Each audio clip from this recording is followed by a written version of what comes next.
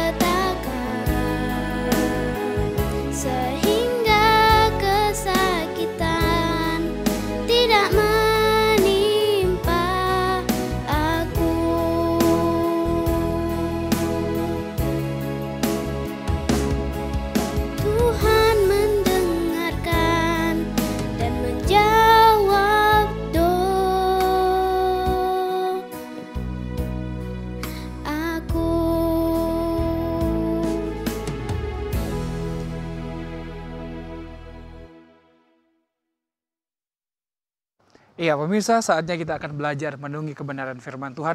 Mari ambil Alkitab saudara sama-sama dengan Ibu Pendeta Tirsa Supit, Sarjana Teologia.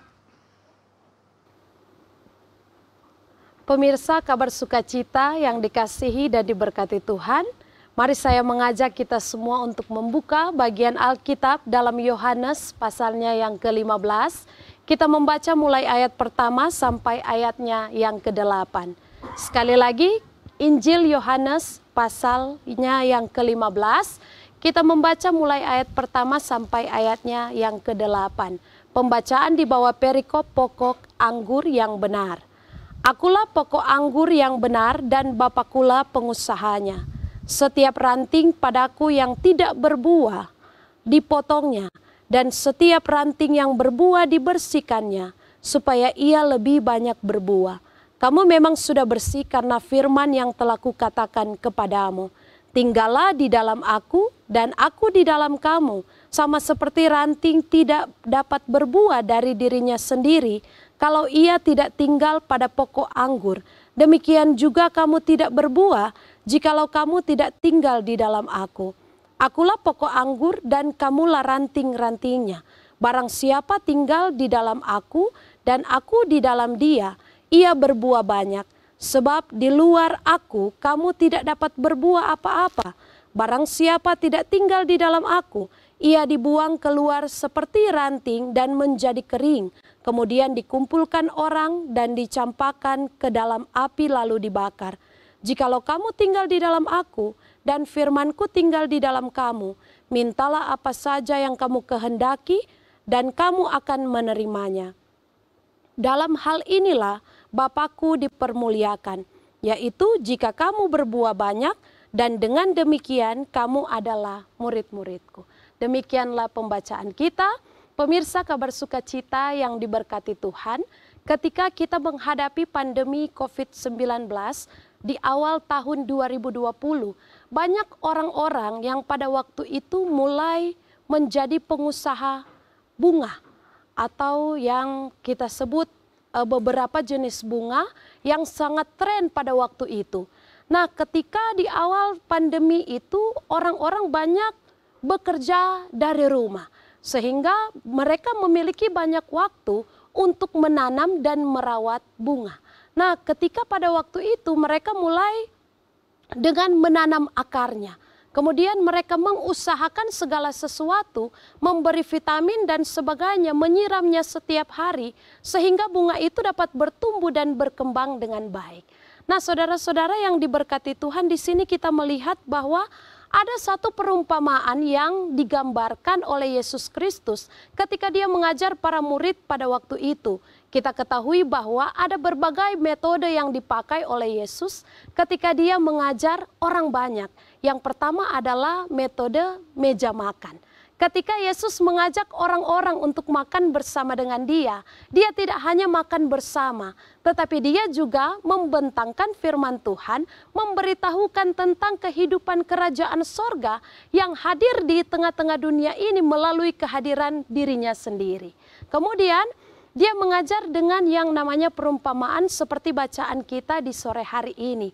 Ada beberapa perumpamaan yang boleh dijelaskan atau yang diberikan oleh Yesus untuk mengajar mereka. Yang pastinya perumpamaan-perumpamaan itu adalah suatu hal yang dekat dengan orang-orang di masa itu. Sehingga muncullah perumpamaan tentang pokok anggur, di mana anggur ini dalam kehidupan orang Yahudi dipakai sebagai suatu lambang sukacita, di mana ketika ada acara-acara, ada syukuran-syukuran, mereka harus menyediakan anggur untuk disajikan kepada begitu banyak orang yang mereka undang, datang makan dan minum bersama dalam pesta sukacita itu. Bahkan anggur juga ini menjadi suatu tanda perjanjian ketika ada seorang laki-laki dan perempuan, mereka diikat dalam tali perkawinan. Mereka harus minum anggur dalam satu cangkir yang melambangkan bahwa mereka diikat sebagai suami dan istri. Bahkan anggur yang dipakai oleh Yesus Kristus sebagai perumpamaan ini merupakan suatu hal untuk mendidik, untuk senantiasa memberi pengertian dalam kehidupan para murid bahwa air anggur akan dipakai oleh Yesus Kristus menjadi lambang darahnya yang akan tercurah ketika dia mati di kayu salib. Nah, pemirsa, kabar sukacita yang diberkati Tuhan, di sini Yesus mengatakan, akulah pokok anggur yang benar. Kalau kita melihat dalam satu rangkaian tanaman, dia terdiri dari akar, dia ada batang, dia ada daun, kemudian dia ada buahnya. Nah, di sini kita melihat bahwa Yesus menggambarkan dirinya sebagai pokok anggur yang benar. Pokok dari satu tanaman adalah akarnya, di mana akar ini dia tersembunyi di dalam tanah, dia tidak terlihat. Ketika dalam satu rangkaian tanaman itu yang hanya terlihat batangnya, daunnya, buahnya, bahkan ketika kita melihat satu pohon, terkadang sebagai manusia kita hanya fokus kepada buahnya. Kita tidak pernah melihat bagaimana akarnya. Tetapi kita melihat apakah buah ini sedap untuk dimakan, buah ini sedap untuk dinikmati, atau jangan-jangan buah yang berbuah dari sebuah pohon itu dia rasanya asam atau buahnya tidak enak untuk dinikmati oleh orang-orang. Nah, di sini Yesus menggambarkan dirinya sebagai pokok yang benar, pokok anggur, akarnya, akar yang tersembunyi di dalam tanah. Dalam kerendahan hati seorang Yesus yang datang sebagai juru selamat, dia mau menjadi bagian yang tidak terlihat. Dia mau menjadi bagian yang tidak disoroti oleh orang-orang ketika melihat satu pohon. Sehingga di sini kita melihat dalam kerendahan hati Yesus, dia mau mengatakan bahwa akulah pokok anggur yang benar. Benar berarti tidak salah. Benar berarti suatu hal yang baik, suatu hal yang lurus. Sehingga di sini kita melihat dan Bapakkulah pengusahanya. Nah, Yesus mengakui bahwa ada seorang pengusaha yang baik, yang ajaib, yang benar, yang mampu untuk mengusahakan anggur yang senantiasa menjadi perumpamaan daripada Yesus, yaitu Bapa di sorga. Nah, di sini kita melihat bahwa dia mengharapkan semua orang percaya menjadi ranting-rantingnya. Ranting-ranting ini harus berbuah.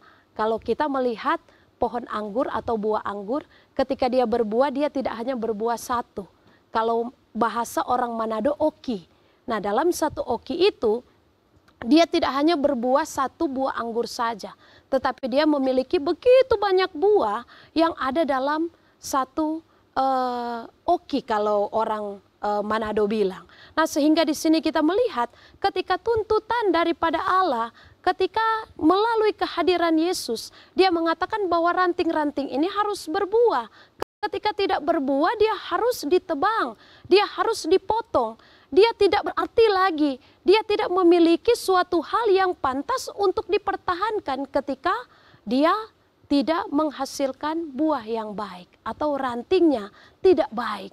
Nah, sehingga di sini kita melihat ketika Yesus memberi pengertian pada waktu itu, dia menggambarkan dirinya sebagai pokok, Bapa menjadi pengusahanya, semua orang percaya adalah rantingnya. Sehingga dalam satu kesatuan ini diharapkan bahwa ada buah yang baik untuk menghasilkan, untuk memperlihatkan bagaimana kebaikan Tuhan Allah dalam kehidupan semua orang.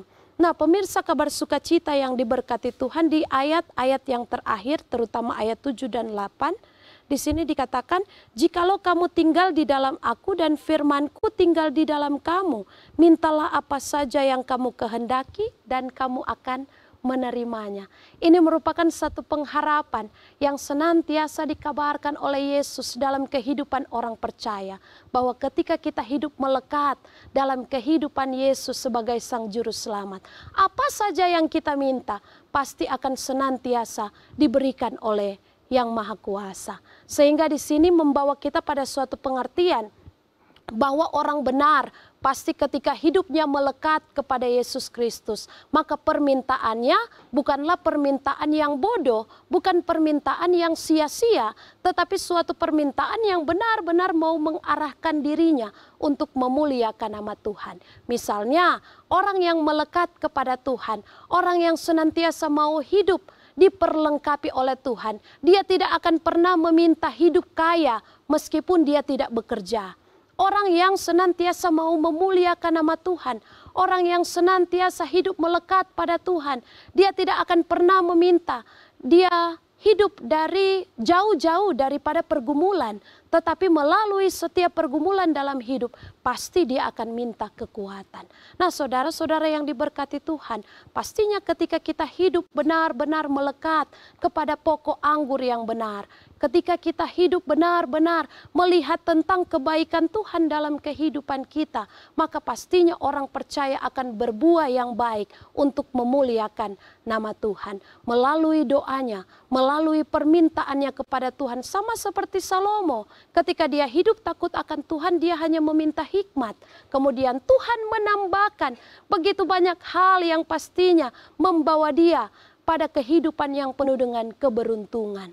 Nah, saudara-saudara, kita belajar dari bagian Alkitab ini bahwa ketika kita hidup melekat kepada Tuhan, ketika kita senantiasa mengagungkan Tuhan, kita mau terus diperlengkapi oleh Tuhan, maka apapun yang kita minta dalam doa kita pasti senantiasa akan Tuhan bawa untuk memperlihatkan kebesarannya yang begitu dahsyat, luar biasa, bahkan sempurna dalam kehidupan kita. Sehingga apapun yang kita hadapi, di tengah-tengah perjalanan yang kita alami saat ini, kehidupan kita akan memuliakan nama Tuhan. Kita akan senantiasa membawa kabar sukacita dalam kehidupan keluarga kita, kehidupan bergereja, maupun dalam kehidupan bermasyarakat. Sehingga kita diberkati untuk menjadi berkat bagi banyak orang. Tuhan memberkati kita semua.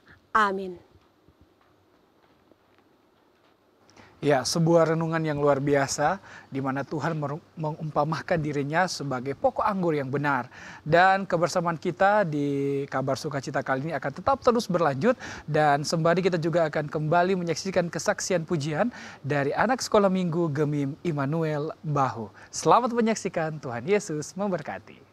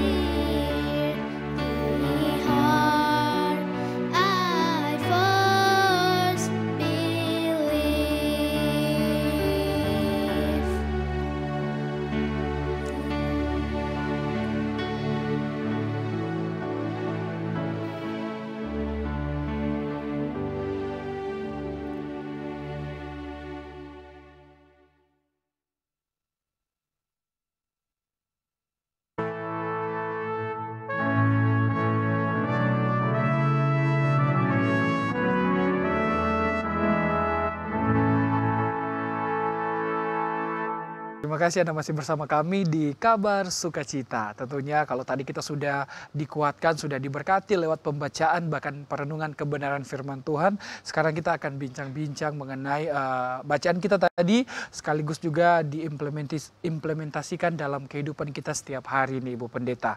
Nah, kalau bicara mengenai kebenaran firman Tuhan tadi, mengenai akulah pokok anggur yang benar. Nah, apa kemudian bisa dijabarkan dalam kehidupan konteks berjemaat, dalam konteks bermasyarakat, untuk tetap terus mengenal Tuhan itu sebagai kekuatan, untuk mengenal Tuhan sebagai memang benar-benar adalah pokok anggur yang benar. Silakan Ibu Pendeta Tirsa.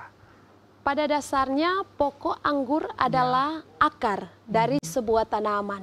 Yang berarti bahwa pokok anggur ini atau akar ini merupakan suatu hal yang penting dalam satu rangkaian tanaman.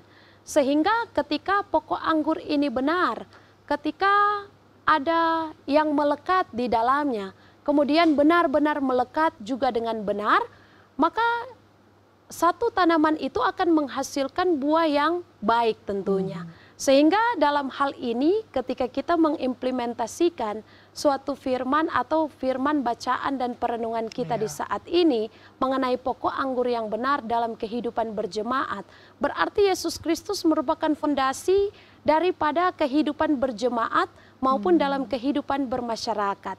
Ketika kita mengabaikan fondasi itu, maka kita tidak bisa menciptakan kehidupan berjemaat dan bermasyarakat yang baik tentunya. Karena ketika dalam satu komunitas berjemaat atau bermasyarakat, tidak hanya terdiri daripada satu orang saja. Pasti lebih daripada satu orang. Betul. Berbeda karakter, berbeda pemikiran, berbeda perilaku pastinya. Karena pada dasarnya dalam satu komunitas ada yang namanya kemajemukan. Nah sehingga dalam kemajemukan itu ketika ada satu dasar yang benar-benar kita pakai, suatu dasar yang melekat dalam kehidupan kita yaitu Yesus Kristus, kehidupannya, kasihnya yang senantiasa kita pakai dalam kehidupan berjemaat dan bermasyarakat, maka kita akan menciptakan kehidupan yang aman, yang nyaman, yang pastinya membawa sukacita, membawa berkat bagi orang yang ada di sekitar kita. Sehingga ketika kehidupan daripada Yesus Kristus ini menjadi suatu barometer dalam kehidupan orang percaya, maka dia akan dimampukan untuk berbuah sesuai dengan apa yang dikehendaki Tuhan. Wow, untuk berbuah sesuai dengan apa yang maunya Tuhan ya Ibu Pendeta Tirsa. Nah tadi saya suka sekali Ibu Pendeta Tirsa bilang bahwa menjadikan Tuhan sebagai pondasi. Di bacaan kita juga tadi mengajak bahwa Tuhan Yesus mengajak bahwa tinggal di dalam aku dan aku di dalam kamu, ya kan? Berarti secara otomatis menjadikan Tuhan sebagai kekuatan, sebagai pondasi seperti yang Ibu Pendeta Tirsa bilang tadi. Nah, bagaimana kemudian orang Kristen yang kemudian hilang harapan, hilang kepercayaan, hilang pondasinya kepada Tuhan karena mungkin berbagai macam pergumulan, masalah dan tantangan hidup yang silih berganti sehingga dia tidak lagi mengandalkan Tuhan, tidak lagi menjadikan Tuhan sebagai pondasi dalam kehidupannya. Ibu Pendeta Tirsa melihatnya seperti apa? Ya. Jadi ketika kita hidup di dunia ini, kita tidak pernah bisa menolak kapan badai itu datang. Betul. Kapan persoalan itu datang dan kapan pergumulan itu datang. Karena selama kaki kita masih menginjak di bumi ini, maka segala sesuatu dapat terjadi dalam kehidupan kita tanpa dia mengatakan misalnya shalom terlebih dahulu. Kalau dia mengatakan shalom berarti itu orang yang bertamu. Betul. Tetapi terkadang pergumulan-pergumulan hidup dia datang bagaikan suatu kejutan-kejutan yang hadir di tengah-tengah kehidupan kita. Kenapa orang Kristen, kenapa orang percaya terkadang tidak tahan terhadap segala sesuatu? Karena apa? Dia hanya mengandalkan kekuatannya sendiri, dia hanya hidup untuk dirinya sendiri, dan terkadang melalui keegoisan daripada manusia, dia hanya ingin dikasihi Tuhan dan tidak mau mengasihi Tuhan. Sehingga ketika Yesus mengatakan, tinggallah di dalam aku dan aku akan tinggal di dalam kamu. Berarti bahwa ada suatu kehidupan yang saling membutuhkan. Ada satu kehidupan yang berhubungan erat di dalamnya. Bukan hanya ketika Yesus tinggal di dalam kita dan kehidupan kita aman-aman saja.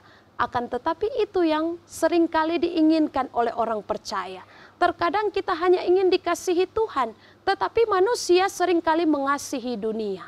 Seringkali tergoda dengan tawaran-tawaran dunia. Bahkan terkadang persoalan-persoalan hidup bukan terjadi karena suatu hal yang kita katakan bukan terjadi begitu saja. Akan tetapi persoalan-persoalan hidup terkadang kita yang ciptakan sendiri. Misalnya ketika kita menginginkan kehidupan kemakmuran, maka kita harus bekerja keras, yang seharusnya kita harus meminta, berdoa kepada Tuhan agar kita senantiasa ada dalam pemberkatan Tuhan. Akan tetapi kita lari kepada dunia, ingin kaya, kita terjebak dengan perjudian misalnya. Kita memakai cara-cara pintas yang kita anggap benar untuk mencari berkat-berkat, padahal itu dalam tanda kutip berkat. Tetapi itu sebenarnya bukan berkat, karena dicari dengan suatu jalan yang tidak benar. Terkadang manusia tergoda dengan hal-hal yang katanya untuk memberikannya jalan agar cepat kaya misalnya.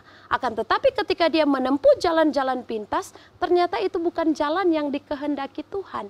Maka dia hanya ingin dikasihi Tuhan dan dia mengasihi dunia. Sehingga firman Tuhan, tinggallah di dalam aku dan aku di dalam kamu, tidak dilakukan oleh semua orang percaya. Dan itu menjadi suatu hal yang pastinya ironis dalam kehidupan kita ketika kita mengatakan kita adalah orang Kristen, pengikut Kristus. Tetapi kehidupan yang benar-benar mencerminkan kehidupan Kristus tidak ada dalam hidup kita. Oke, baik. Tidak mencerminkan kehidupan Kristus di dalam kita. Ya. Nah, masih dengan ayat yang sama,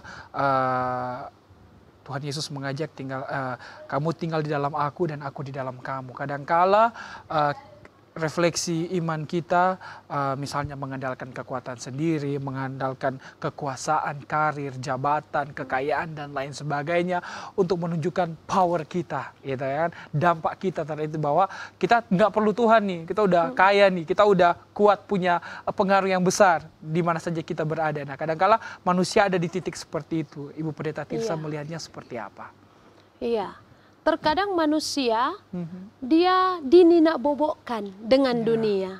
Karena itulah tujuan daripada si penggoda yang pastinya yang ingin agar manusia hidup jauh daripada Tuhan. Terkadang kita tidak jeli terhadap segala sesuatu yang ada di sekitar kita karena kita tidak dekat atau kita tidak benar-benar mau hidup bersama dengan Tuhan. Yang katanya setiap minggu ke gereja, yang katanya hampir setiap hari merenungkan firman dalam persekutuan-persekutuan beribadah, akan tetapi firman itu hanya lalu begitu saja dan diabaikan. Firman itu tidak benar-benar menjadi dasar dan fondasi hidup dalam kehidupan kita sebagai orang percaya. Sehingga tidak jarang atau kerap kali kita melihat orang-orang yang tergoda dengan segala sesuatu yang ada di dunia ini. Tawaran-tawaran yang menurut dia benar, padahal menurut firman Tuhan itu tidak baik.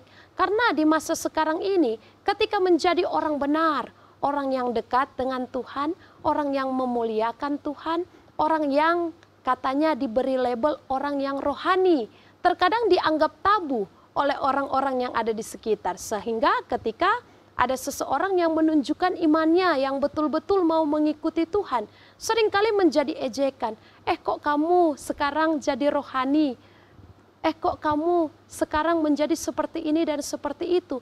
Padahal dia sementara memperbaharui hidupnya agar dia semakin dekat dengan Tuhan. Akan tetapi ketika kita melihat misalnya ketika pemuda dan remaja di saat ini, sementara orang-orang ada dalam media sosial yang terus berkembang, di mana ada satu aplikasi yang seringkali dipakai oleh anak-anak muda. Di situ ketika mereka melakukan dance atau sebagainya, menunjukkan kreativitas-kreativitas mereka, padahal ketika dilihat pakaian mereka misalnya tidak menunjukkan hal yang benar-benar sopan misalnya. Ketika mereka melakukan hal itu, mereka anggap itu sebagai suatu hal yang biasa. Akan tetapi ketika mereka melihat orang-orang yang hidupnya rohani, itu menjadi suatu hal yang tabu, yang menjadi ejekan, yang menjadi olok-olokan. Sehingga ketika ada orang yang hidup dekat dengan Tuhan, mereka merasa ada suatu hal yang ganjil menurut pandangan mata mereka, padahal itu sebenarnya yang berkenan kepada Tuhan. Oke. Jadi kalau bicara lagi mengenai renungan dan kebenaran firman Tuhan tadi Ibu Pendeta Tirsa ada kata berbuah, ya kan, mengajak kita untuk berbuah, berdampak, ya kan, dimanapun kita ada, dimanapun kita melangkah itu kita harus berdampak baik bagi sesama, lingkungan, dan dalam kehidupan kita. Nah, kalau bicara berbuah, apa kemudian yang harus kita lakukan sebagai orang Kristen untuk bisa mencontohkan bahwa benar-benar dimanapun kita ada, Tuhan percayakan dalam kehidupan ini kita berbuah, kita berdampak nih, nggak jadi batu sandungan lah gitu kan. Nah, namun akan dijawab usai jeda pariwara berikut ini. Tetap bersama kami di Kabar Sukacita, kami segera kembali.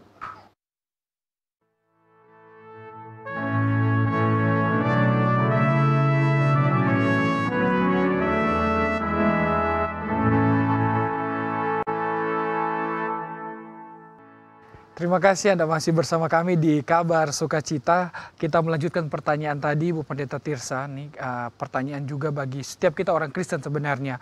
Selama hidup sudah berdampak, sudah berbuah tidak? Ya, sesuai dengan ajaran kebenaran firman Tuhan. Melihatnya seperti apa? Dikaitkan juga dengan konteks pembacaan kita kali ini. Ibu Pendeta Tirsa.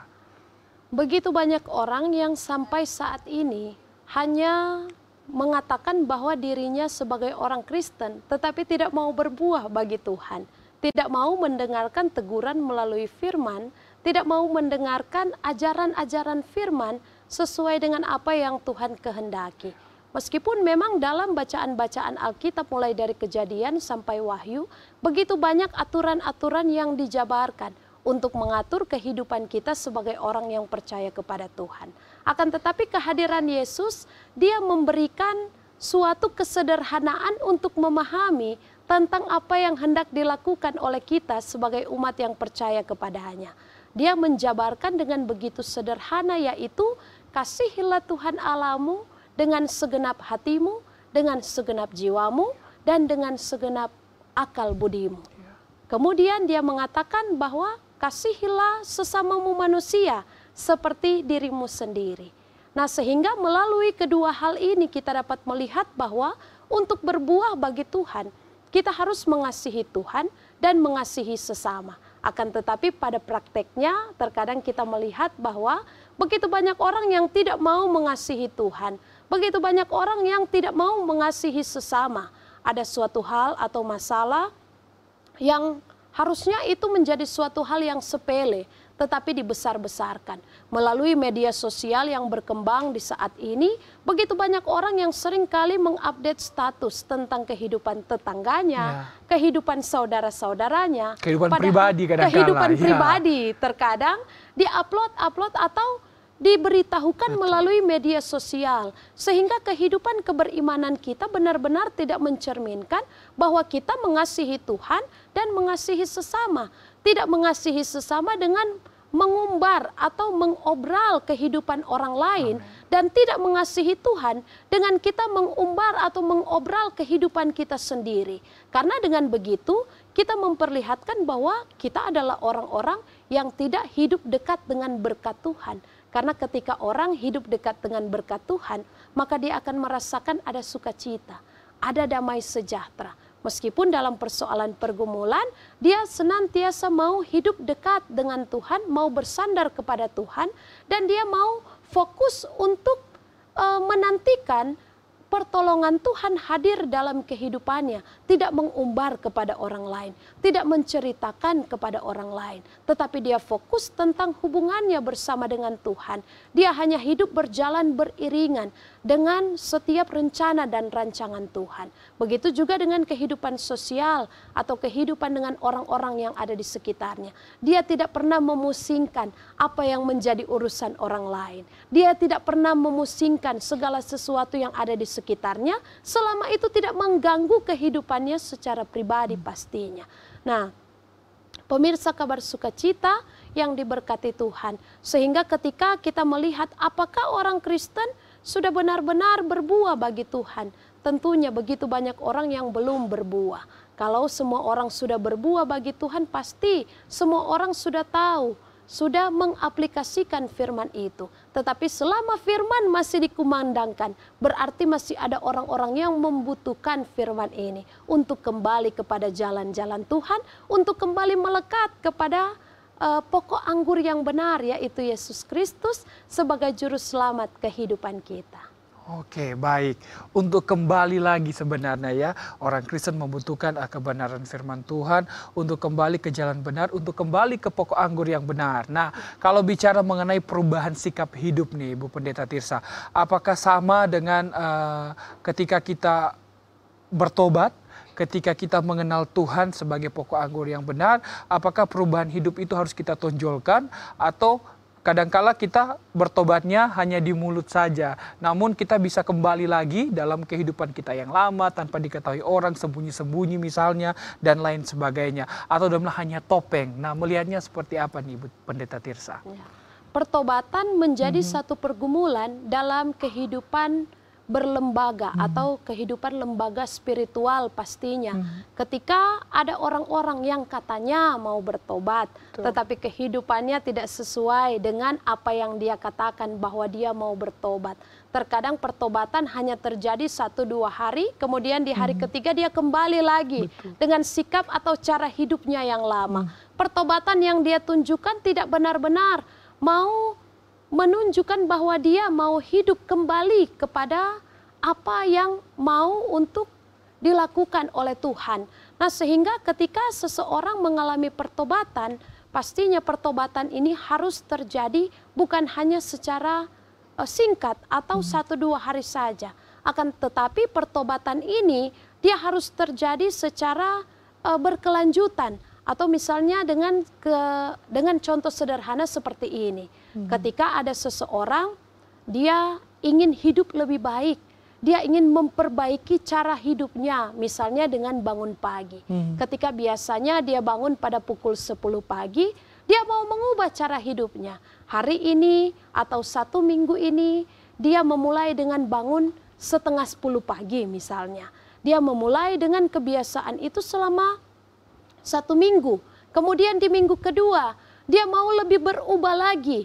Lebih pagi lagi, misalnya di jam 9 pagi. 1 minggu dia menerapkan semuanya di jam 9 pagi ketika dia bangun pagi. Di minggu ketiga dan begitu seterusnya sampai di waktu yang benar-benar dia mau. Misalnya setiap hari dia ingin bangun di jam 7 pagi.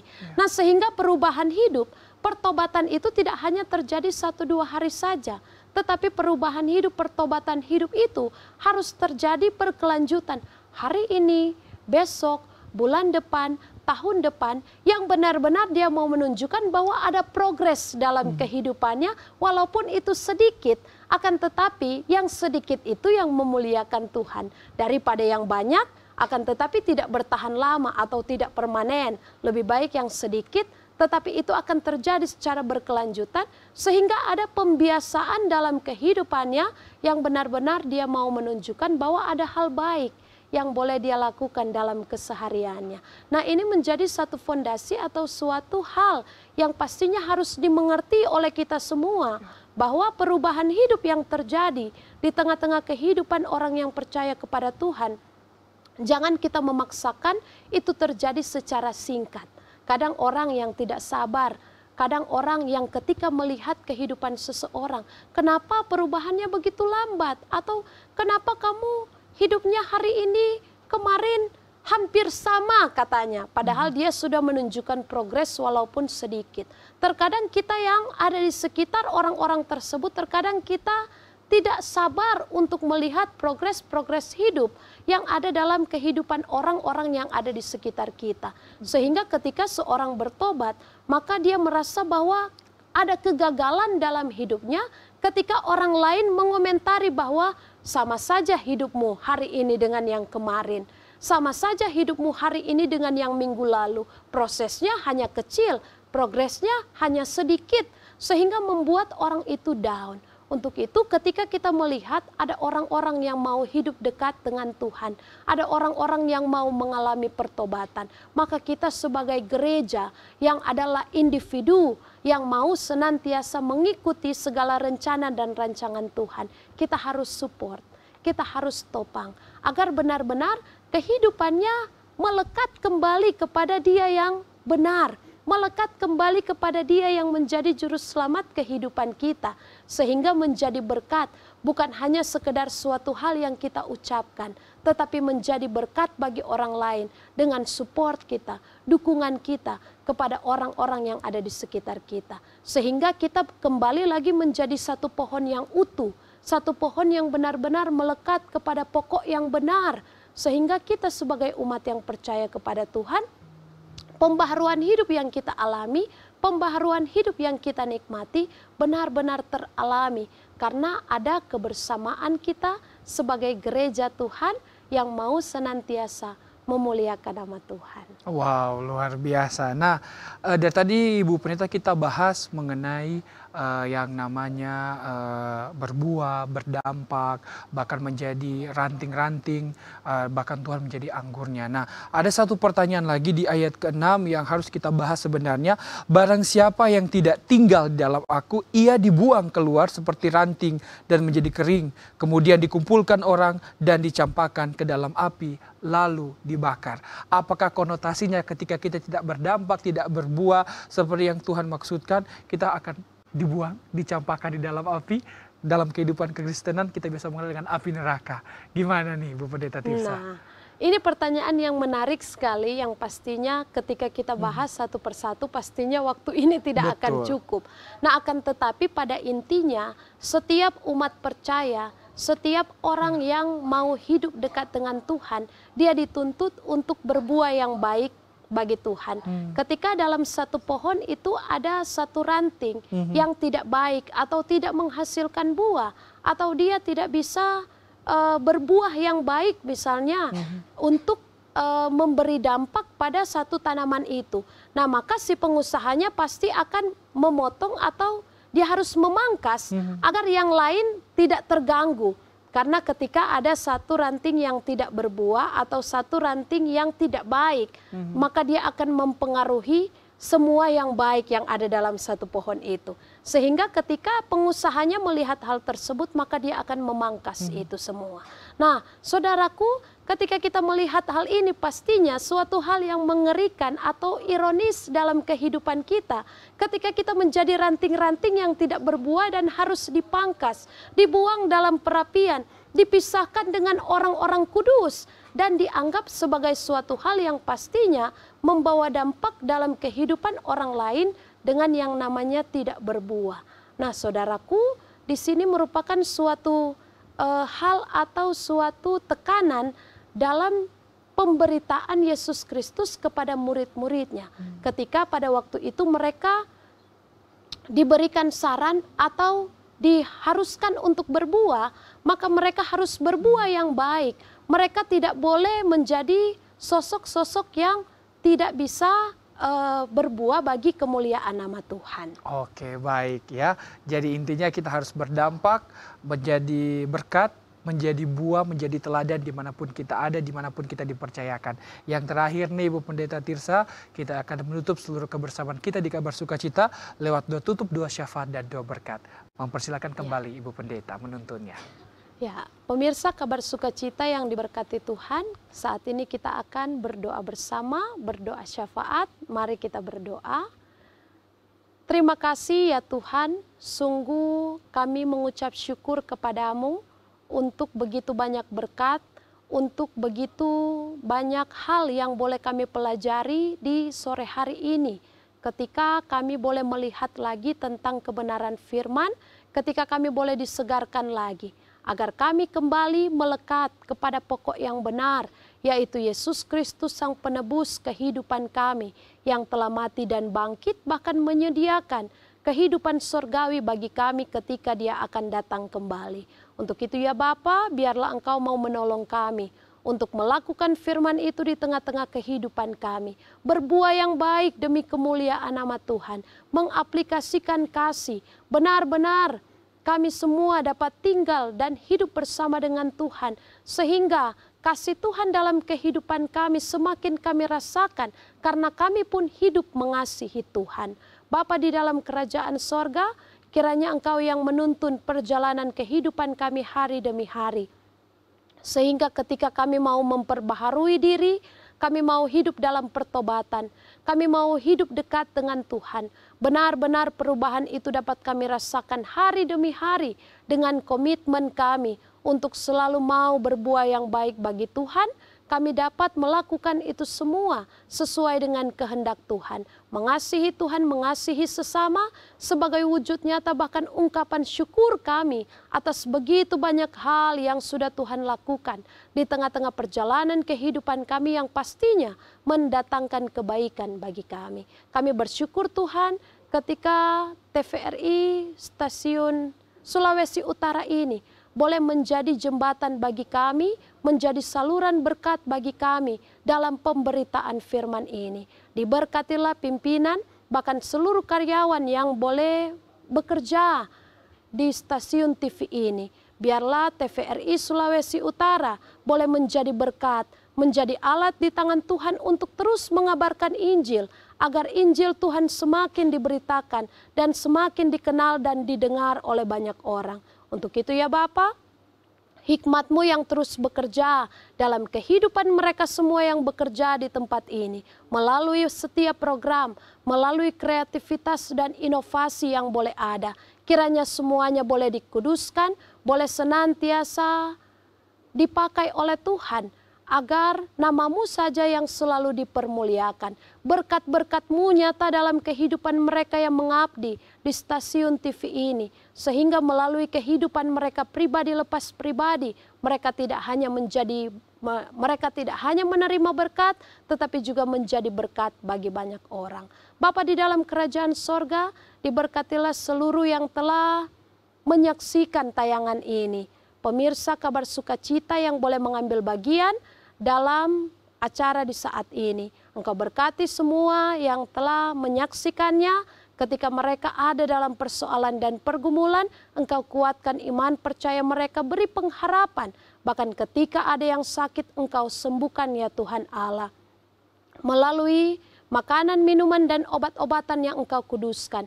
Biarlah itu dapat menjadi alat Tuhan untuk mengaruniakan kesembuhan bagi siapapun yang sakit yang menyaksikan acara ini. Bahkan ketika mereka sementara bersukacita, sempurnakanlah sukacita itu ya Tuhan Allah, sehingga mereka akan mengagungkan Engkau, akan menaikkan ungkapan syukur mereka hanya kepadamu, Allah pemilik kehidupan mereka. Bapa di dalam kerajaan sorga, Engkau tuntun terus kehidupan kami semua, dimanapun kami pergi dan berada, agar kami dapat berbuah demi kemuliaan Tuhan, sehingga kemuliaan nama-Mu senantiasa tersebar sampai ke ujung bumi. Dalam nama anak Yesus Kristus kami berdoa. Amin. Terima kasih sekali lagi buat Ibu Pendeta Tirsa Supit, Sarjana Teologi, Pendeta Pelayanan di Gemim Immanuel Bahu, sudah menjadi saluran berkat kita dalam Kabar Sukacita kali ini. Tuhan Yesus memberkati setiap kita. Shalom, damai di hati, maju terus dalam Tuhan kita Yesus Kristus. Sambut dengan sukacita lewat iman pengharapan hanya kepada Tuhan kita Yesus Kristus, bahwa masih ada harapan, bahwa masih ada mujizat, ada pertolongan Tuhan. Ferdinand Monika pamit, terima kasih, sampai jumpa.